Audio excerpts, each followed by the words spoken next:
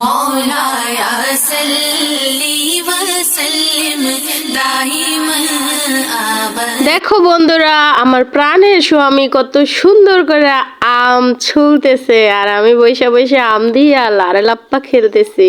একমাত্র বোর জন্য মিঠাই দিয়া আমের ভর্তা বানাবে, মিঠাইয়ের একটা গ্রানের জন্য। দেখো কত সুন্দর কইরা সে আম কেচতেছে আর আমি বৈশা বৈশা দেখতেছি সে কিভাবে কি করে। সে নাকি আমের ভর্তায় টমেটোও দিবে। তো এখন শুকনা মরিচ সে করতেছে, গুঁড়া করতেছে, ধনিয়া পাতা দিছে কুচি কইরা। তা আমি ভাবলাম তারা একটু হেল্প করি, তো দুইটা কাঁচা মরিচ আমি একটু তারা কুচি কুচি করে দিছি। একটু হেল্প হয়েছে না বলো?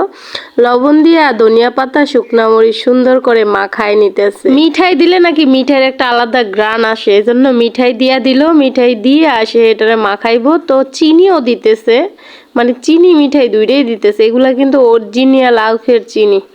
তো এখন খুব সুন্দর করে চটকায় চটকায় মাখতেছে। তার মাখাটাই আমার ভালো লাগে সত্যি। সে যেই যা কিছুই মাইখা খাওয়াক না কেন, তার হাতের খাবার সত্যি অনেক বেশি মজার। তাই তো মাখানো হয়ে গেছে, তারপরেও সে মাখাচ্ছে, শুধু চটকায় চটকায় খালি মাখাইতেছে। তো আমার একটু খাওয়াই দিল, দেখতেছি কেমন লাগে। তো সত্যি অনেক মজার ছিল আর কি। তো এখন আমি একটু ছবি তুলে নেই।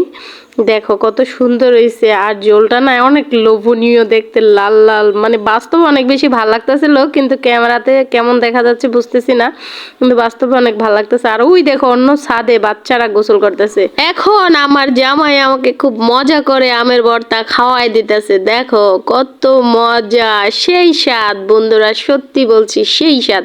কে কে খাইবা চলে এসো। আমি একটু উল্টা বসছি, এজন্য ক্যামেরাটা কেমন জানি হয়েছে একটু অন্য পাশে। সে হাতটা ঘুরে আমার তারপরে খাওয়া দিচ্ছে। তবুও নিজের বোরে নিজের হাতে খাওয়াই দিব, কয় আমার মতো কেউ তোমার ভালোবাসা লোক। আমি যে কত ভালোবাসলাম, কিন্তু আমার ভালোবাসা বুঝুই না তুমি। প্রিয় বন্ধুরা, আমাদের জন্য তোমরা দোয়া করো যাতে সে আমাকে এইভাবেই সারা জীবন ভালোবাসে আর তার বুকের মধ্যে আগলায় রাখে। তো সবাই ভালো থাকবা। আল্লাহ হাফেজ।